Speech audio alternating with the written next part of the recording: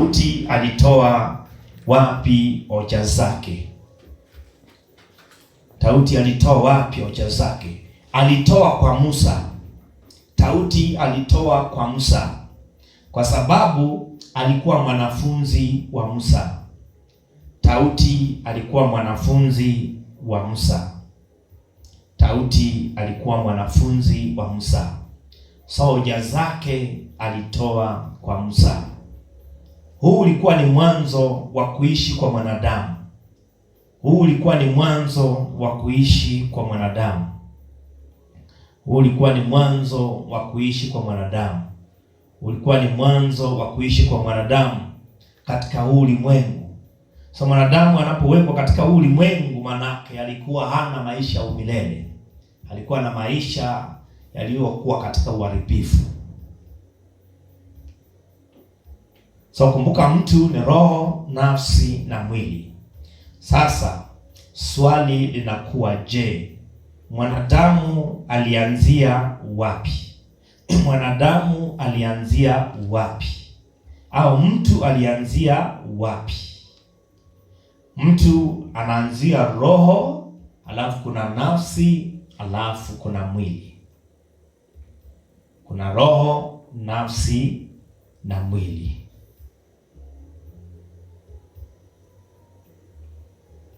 Hivyo basi, kila ambacho Mungu anakumbuka ni umbo letu, ni namna alivyo tudesign, ni namna tulivyo. Hatukuwa na maisha ya umilele, na hiyo ndio lilikuwa tatizo letu au tatizo la mwanadamu, na hicho ndicho Mungu anakumbuka, na hicho ndicho Mungu anakumbuka. Hicho ndio Mungu anakumbuka. Hicho ndio Mungu anakumbuka. Mungu anakumbuka kwamba umbo letu tulikuwa katika maisha yasiyokuwa ya umilele. Genesis chapter 3:18 na 19. Mwanzo sura ya 3 mstari wa 18. Anasema michongoma na miiba itakuzalia, na utakula mboga za kondeni. Mstari wa 19 anasema kwa jasho la uso wako utakula chakula, hata utakapoirudia ardhi ambayo katika hiyo ulitwaliwa, kwa maana mavumbi wewe, nawe mavumbini utarudi. So hicho ndio Mungu anakumbuka, si ndio? Maana utapotea mwanadamu. Utapotea mwanadamu. Bila maisha ya Mungu, mwanadamu ako katika upotefuni. So hicho ndio Mungu akumbuki dhambi, anakumbuka umbo letu. Haleluya. Na umbo letu tumeona namna mwanadamu alitisainiwa, alikuwa na maisha ambayo yalikuwa si maisha ya Mungu. Glory to God. Kwa maisha ambayo sio maisha ya Mungu. So Mungu anakumbuka umbo letu na si dhambi. Kilicho ndani ya nia ya Mungu ni umbo letu, ni udhaifu ambao mwanadamu alikuwa nao. Haleluya. Ni unyonge, ni unyonge ambao mwanadamu alikuwa nao, ndio Mungu alikuwa akikumbuka. So kama Mungu akumbuki dhambi na mwenyewe amekataa, anasema yeye akumbuki dhambi na alipi watu sawasawa na makosa yao au na dhambi zao. So lazima kuna kitu anakumbuka. Haleluya. Kama akumbuki dhambi, manake kuna kitu anakumbuka. Na kukumbuka manake anatujua umbo letu. So mtu anapaki kusema dhambi zimenitenga mbali na Mungu. Mtu sema dhambi by the way, wanadamu sema hivyo. Mtu sema kwamba dhambi zimenitenga mbali na Mungu. Na Mungu anapaki kusema mkono wangu si mfupi hata ushindwe kuokoa.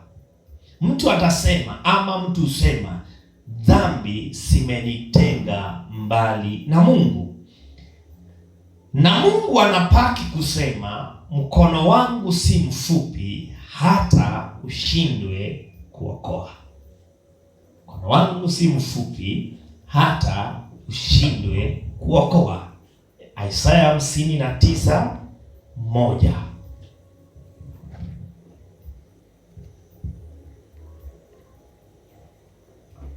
Isaya 19:1. Anasema hivi, Isaya 19 mstari wa kwanza. Anasema ufunuo juu ya Misri. Tazama Bwana amepanda juu ya wingu jepesi. Anafika Misri. Na sanamu za Misri zinatikisika mbele zake. Na moyo wa Misri unayeyuka ndani yake. Endelea tu. Sura ya pili anasema nami nitawaamsha wa Misri juu ya wa Misri na watapigana kila mtu na ndugu yake. Na kila unasoma Isaya 19 59:1. Moja ya 59:1, 2 hapo. Isaya 59 mstari wa kwanza anasema tazama mkono wa Bwana haukupunguka hata usiweze kuokoa. So Mungu anasemaje? Mkono wake uchapunguka hata uweze kuokoa, si ndio? Hata usiweze kuokoa. Wala sikio lake si zito hata lisiweze kusikia. Lakini maovu yenu amewafarikisha ninyi na Mungu wenu, na dhambi zenu zimeuficha uso wake. So dhambi zenu ndio zimefanya nini? Zimemfanya mwanadamu asimuone Mungu. Msiuone hata hataki kusikia. Mstari wa 3. Kwa maana mikono yenu imetiwa unajisi kwa damu, na vidole vyenu vimetiwa unajisi kwa uovu. Midomo yenu imenena uongo, ndimi zenu zimenong'ona ubaya. Hapana adaiye kwa haki, wala hapana atetaye kwa kweli. Hutumainia ubatili, hunena uongo, hupata mimba ya madhara na kuzaa uovu. So issue kwa Mungu si kwamba mwanadamu ana dhambi, bali issue ni Mungu anajua umbo letu. So mpaka hapa mwanadamu alikuwa na tatizo. Mpaka hapa kwenye tumesoma mwanadamu alikuwa na tatizo. Yes, si ndio? Alikuwa na tatizo. Mwanadamu alikuwa na tatizo. Tatizo gani? Tatizo lilikuwa ni nini? Mungu anajua umbo letu, si ndio? Maisha ambayo tulikuwa nayo haikuwa maisha ya umilele. Haleluya. Ilikuwa maisha hayakuwa maisha ya umilele, si ndio? So hili ndilo tatizo kubwa ambalo mwanadamu alikuwa nalo. Ninajaribu kuleta karibu ili tuweze kufikiri kwa pamoja. Kumbuka tulianzia kwa Paulo kwenye somo hili wakati tulikuwa tunaongelea habari ya sanamu. Alienda mahali fulani kwa mji fulani kule Athene, akaona mji umejaa sanamu. Ukumbuka hilo tulianzia kule. Hii ndio sababu injili imeleta suluhu kuhusu uzima usioharibika. Hii inaonyesha injili inaleta suluhu. Injili inaleta suluhu kuhusu uzima usioharibika. So kuna uzima unaoharibika na kuna uzima usioharibika. So injili imetuletea suluhu la uzima usioharibika.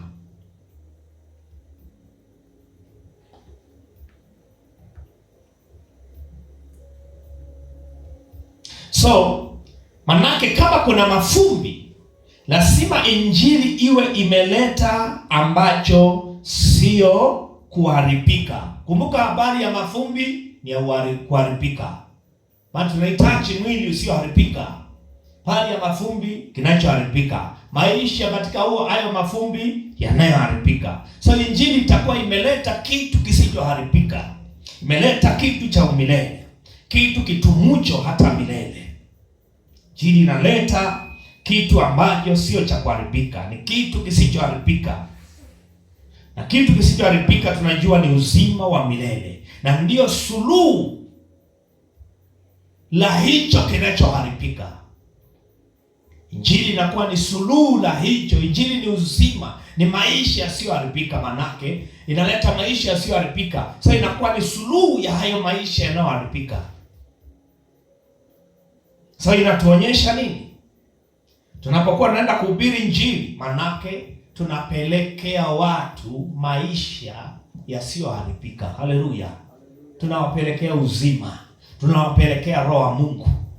So mwanadamu aliyesaliwa na mwanamke hawezi kuishi milele.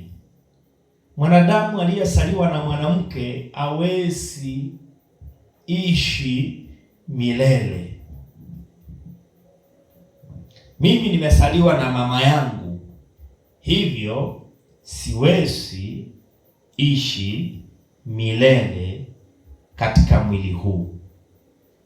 Siwezi ishi milele katika mwili huu. Siwezi ishi milele katika mwili huu.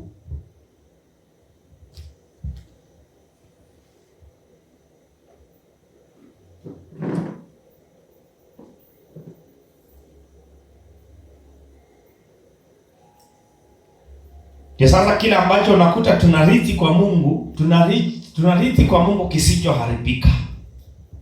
Kisichoharibika. Kutoharibika ndio urithi wetu toka kwa Mungu. Kutoharibika ndio urithi wetu kutoka kwa Mungu. Tunachukua urithi wetu kisichoharibika ama kutoharibika. Ndio urithi wetu kutoka kwa Mungu. Huo ndio urithi wetu. Kuharibika ni jibu la mafumbi. Kuharibika ni jibu la mafumbi. Kuharibika ni jibu la mafumbi. So tunapokea kutokuharibika kutoka kwa Mungu. So Mungu anataka kumpa nini mwanadamu? Mungu anataka kumpa nini mwanadamu? So kwa njia nyingine, Mungu alipokuwa anakuja kwa Adamu, alikuwa anataka kumpa nini? Alikuwa anataka kumpa uzima wa milele. Uzima usiokuwa na mwisho. Mungu anataka kumpa nini mwanadamu? Anataka kumpa uzima wa milele. Uzima usiokuwa na mwisho.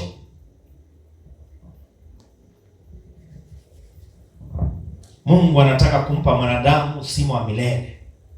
Maisha yasiyokuwa na mwisho. Maisha yasiyokuwa na mwisho. Hii ndio sababu katika Yohana sura ya 3:16, John chapter 3 verse 16, Mungu anataka amwepushe mwanadamu kupotea. Anataka amwepushe mwanadamu kupotea. Ndio sababu kwa maana jinsi Mungu akaupenda ulimwengu akamtoa mwanawe pekee, ili kila amwaminie. Manake Mungu anataka amtoe ama amwepushe mwanadamu kwa habari ya kupotea. So mwanadamu alikuwa katika habari ya kupotea. So Mungu anataka amtoe. Mungu anataka amtoe katika habari ya kupotea. Anataka amtoe katika habari ya kupotea. Mungu anataka amtoe katika habari ya kupotea. Anataka amtoe katika habari ya kupotea. Wanataka mtoe mwanadamu katika habari ya kupotea. Ndio hiyo Genesis, neno John chapter 3 verse 16. Mungu anataka kumwepusha mwanadamu kwa habari ya kupotea. So sasa swali linakuja hivi.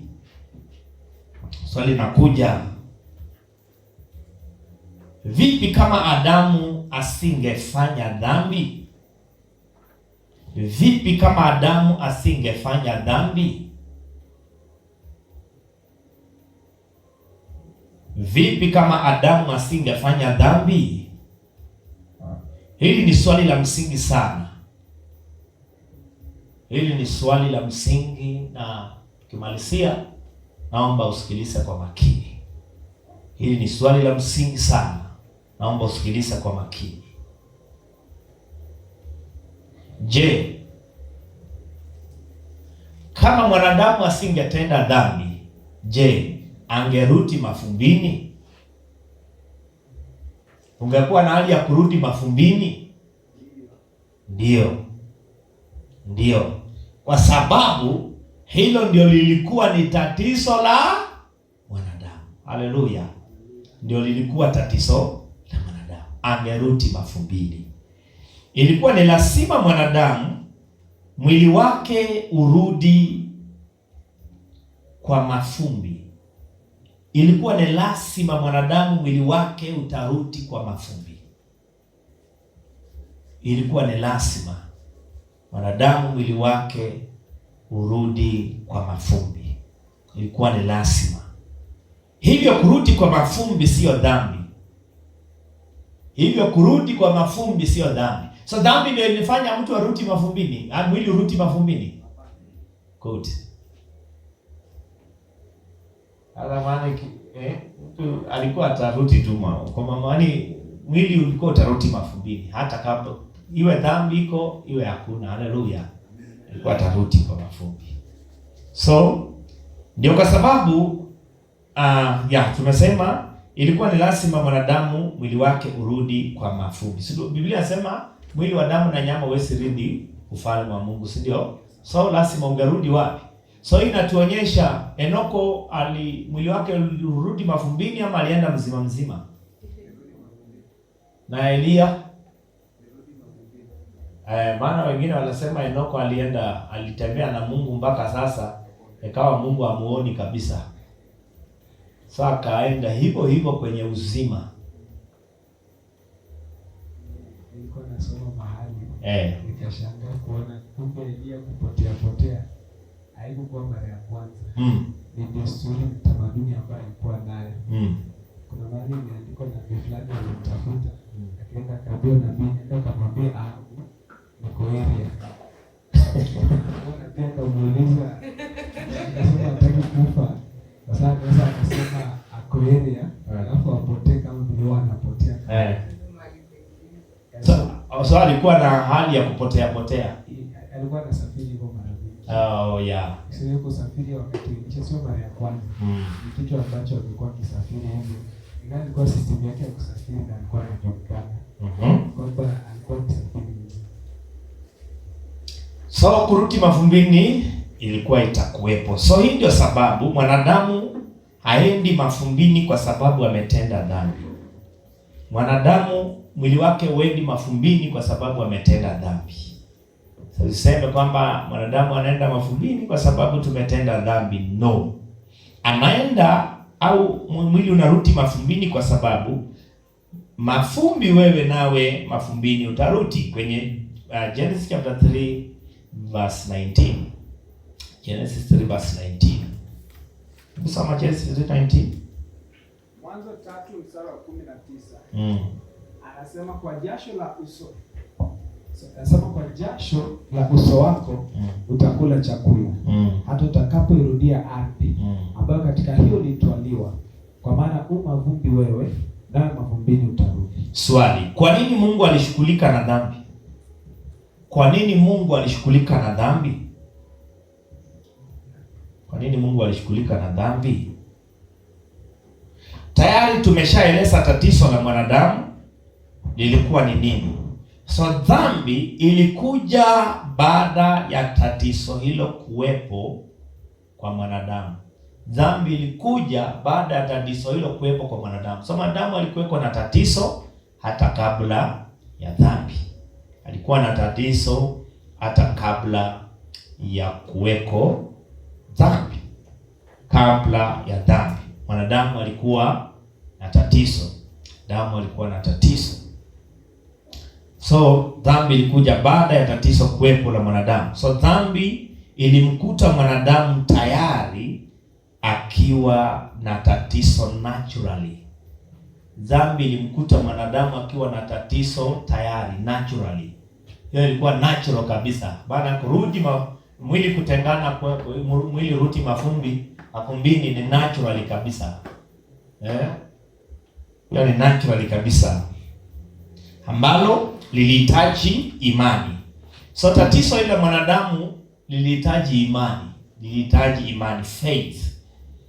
Lilihitaji imani. Tatizo la mwanadamu lilihitaji imani. Ili hilo tatizo liishe, alihitaji uzima wa milele.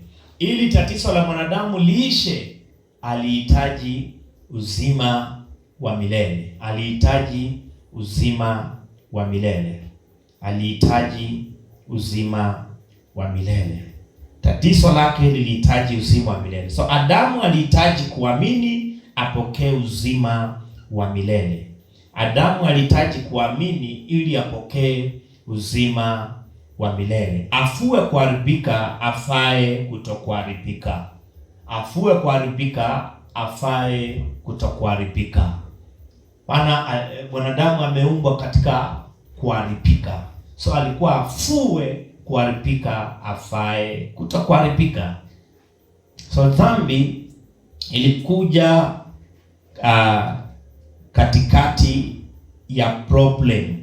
Dhambi ilikuja katikati ya tatizo. Dhambi ilikuja katikati ya tatizo. Dhambi ilikuja wakati iliingilia kwenye tatizo, so ikakaa kwa tatizo lingine. So kwa nini Mungu alishughulika na dhambi? Kwa nini Mungu alishughulika na dhambi? Kwa sababu mwanadamu amejiunganisha kule. Kwa nini Mungu alishughulika na dhambi? Kwa sababu mwanadamu amejiunganisha kule. Ni kwa sababu mwanadamu amejiunganisha kule. Kwa nini Mungu alishughulika na dhambi? Kwa sababu mwanadamu amejiunganisha kule. Mwanadamu alijiunganisha kwa dhambi. Mwanadamu alijiunganisha kwa dhambi. So ndio sababu Mungu alishughulikia dhambi. Hivyo shida haikuwa dhambi, lakini kwa sababu mwanadamu alijiunganisha kule alipofanya dhambi, nia ya mwanadamu yote ikarudi kule. Yaani mwanadamu alipojiunganisha kwa dhambi, nia yake yote ikaelekea pande ya dhambi. Ikarudi kule.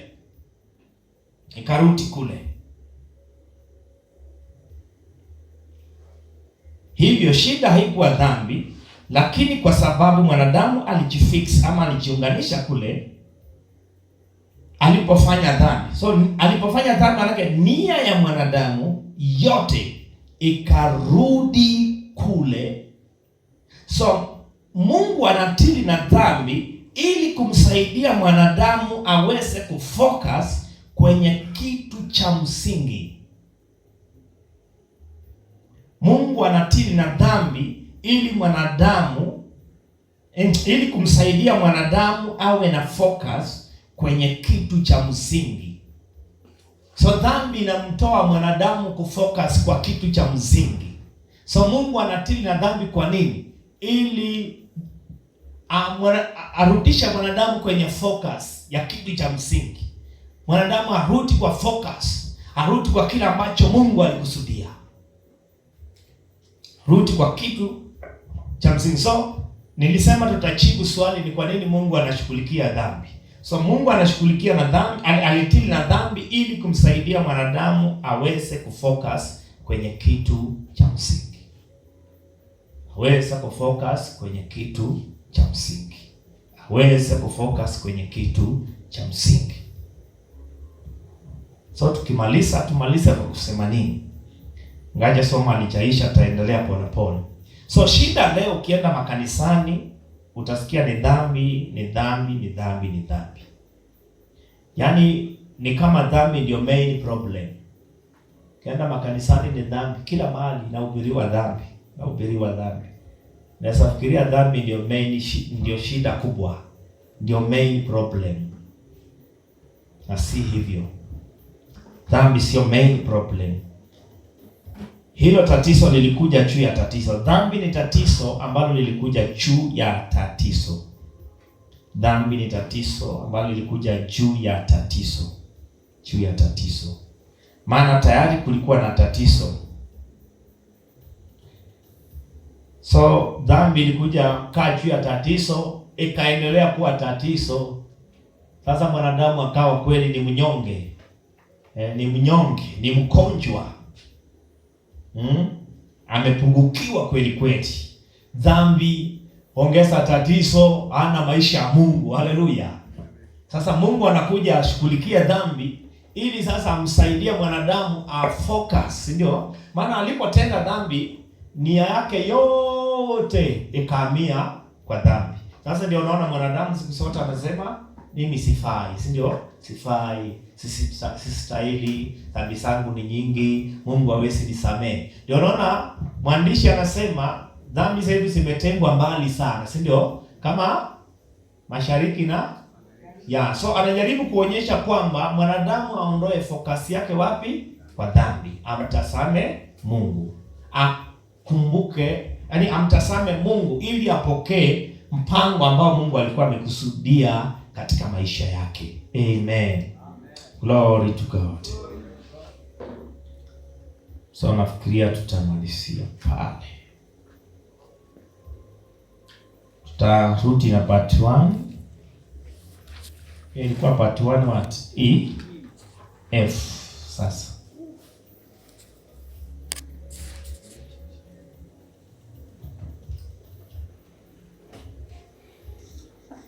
so nafikiria umesaidika.